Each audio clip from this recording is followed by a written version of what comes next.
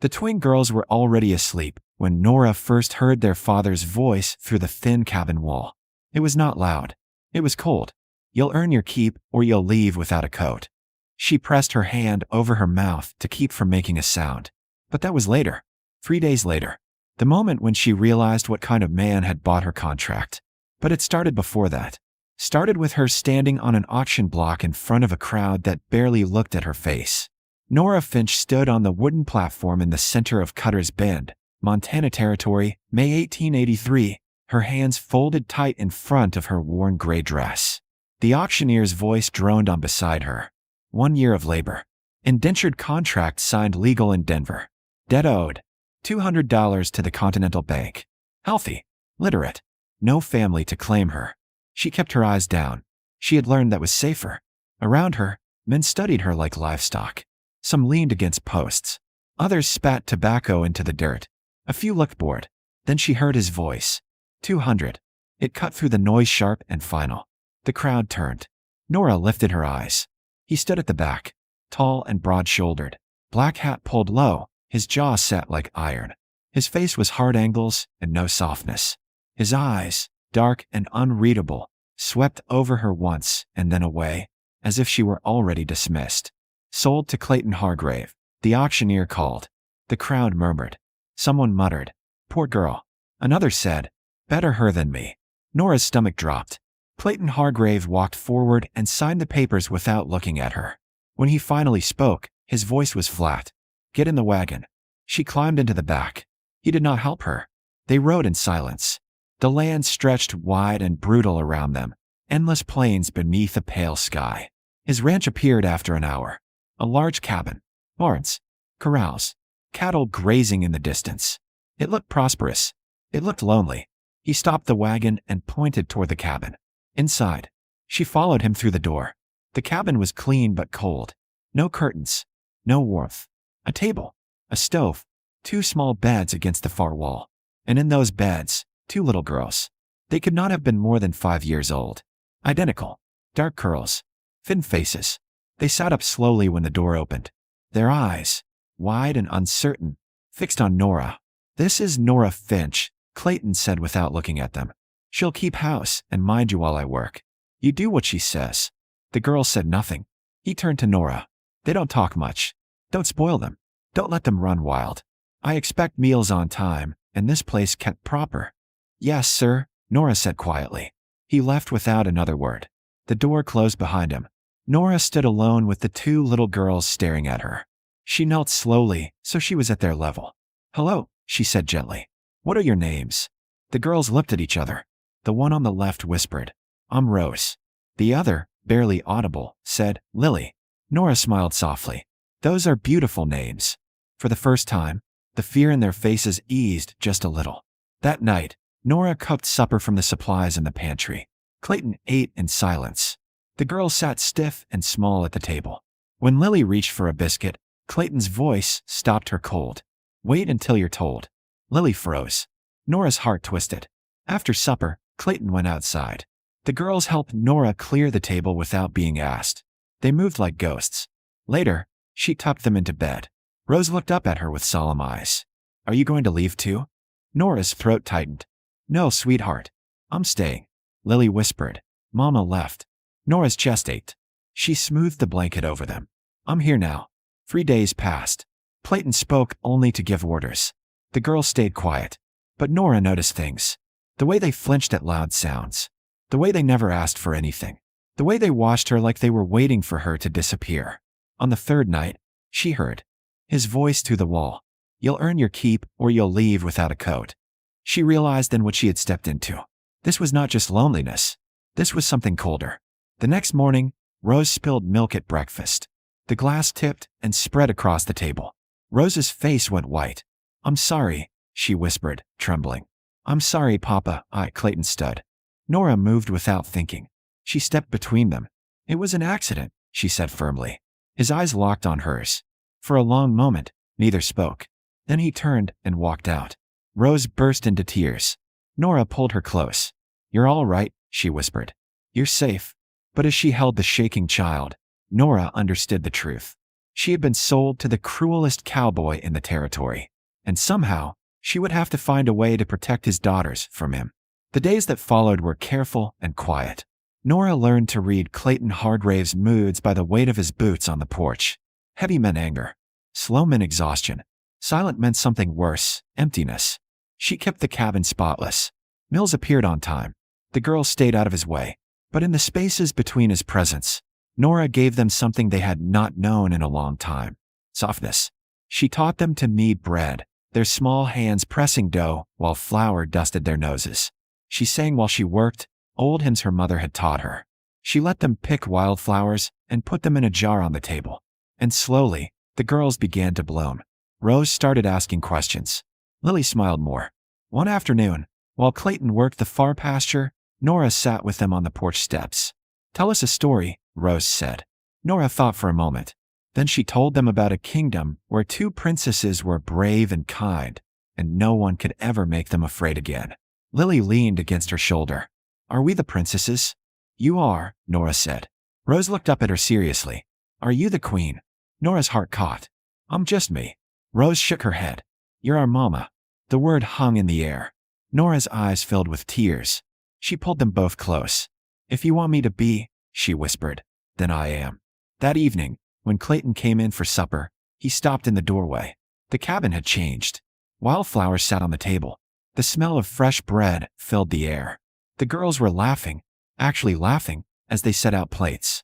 His jaw tightened. After supper, he told Nora to step outside. She followed him into the cold evening air. He stood with his back to her for a long moment. "Don't make them soft," he said. "They need to be strong." "They are strong," Nora replied. "But strength doesn't mean they can't be loved." He turned sharply.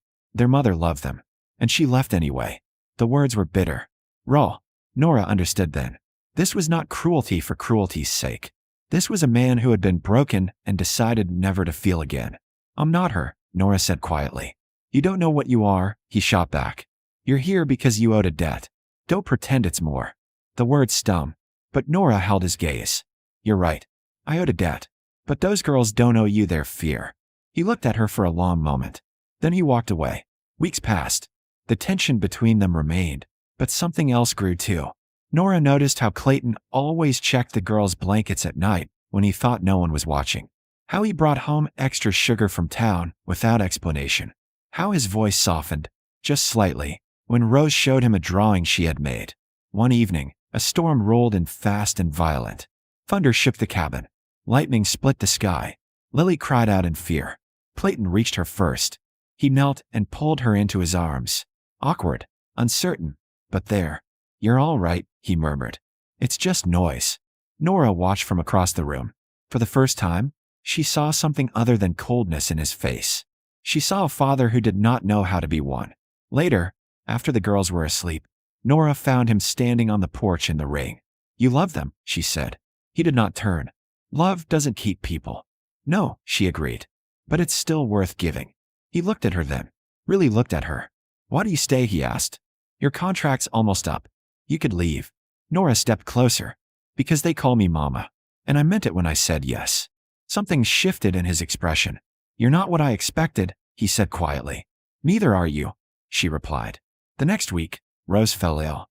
Fever burned through her small body.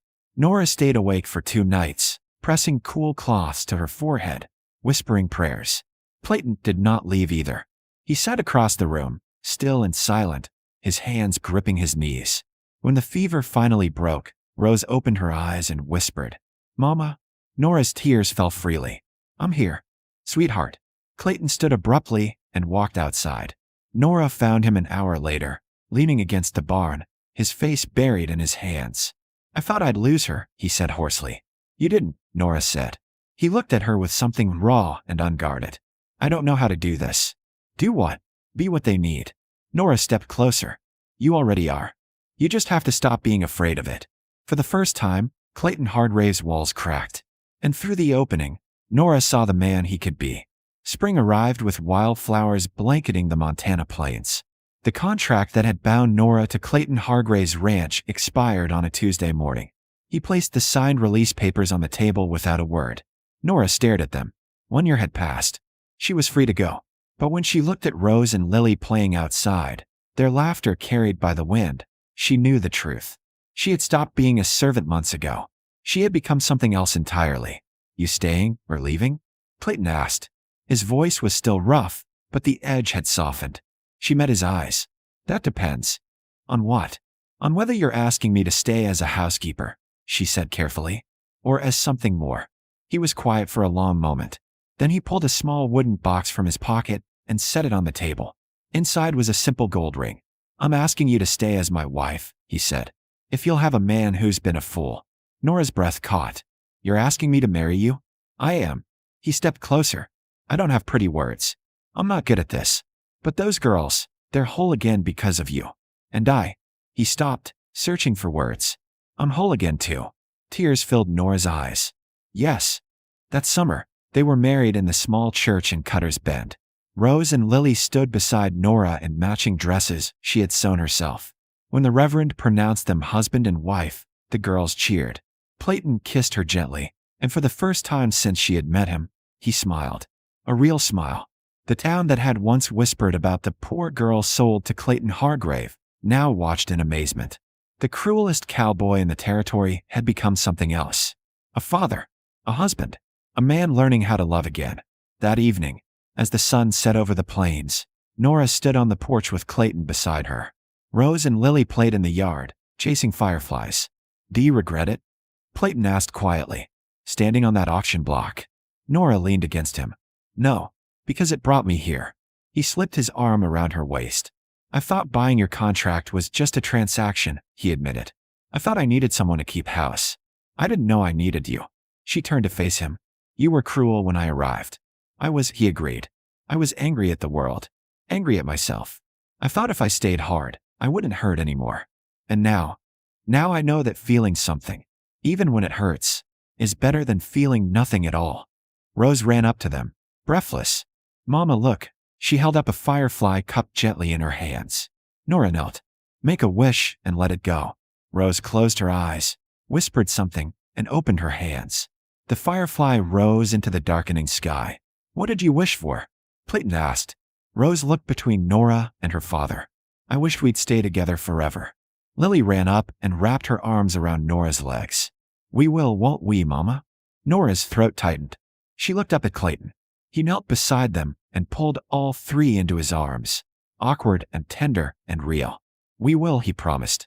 Years passed. The ranch grew. Rose and Lily grew tall and strong, carrying their mother's kindness and their father's determination. Nora taught school in Cutter's Bend 3 days a week. Clayton learned to laugh, really laugh, and the sound became the heartbeat of their home. On their 5th anniversary, Nora stood in the same spot where she had first arrived. The cabin looked different now. Curtains hung in the windows. A flower garden bloomed beside the porch. Children's laughter echoed across the land. Clayton came up behind her and wrapped his arms around her waist. What are you thinking about? He asked. The day you bought my contract, she said. I was so afraid. I was too, he admitted. I was afraid of meeting anyone. She turned in his arms. And now? He smiled, the smile that still took her breath away. Now I'm only afraid of losing you. You won't, she promised. Inside, Rose called that supper was ready. Lily shouted that she had burned the biscuits again. They both laughed. Clayton took Nora's hand, and they walked toward the cabin together. The cruelest cowboy in the territory had become the man who loved her most, and the woman sold on an auction block had become the heart of a family that chose her first.